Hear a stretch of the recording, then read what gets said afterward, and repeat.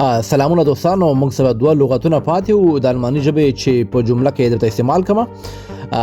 لغت موږ سره دا ده بتغاک، یعنی مقدار.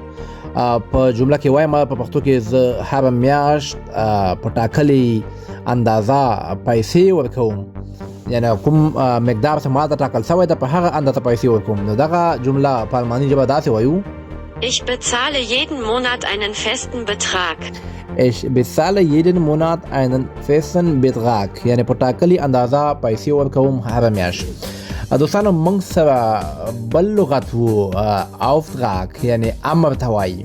نو په پښتو کې وایم ما امر سر ته ورساو یا ما امر پای ته ورساو.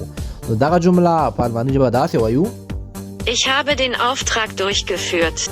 Ich habe den Auftrag durchgeführt، یعنی ما امر سر ته ورساو. دوستانو کولی شئ دغه ښایسته جملې، لغتونه او داسې ډېر معلومات ما ټیک ټاک او یوټیوب څخه زده کړئ.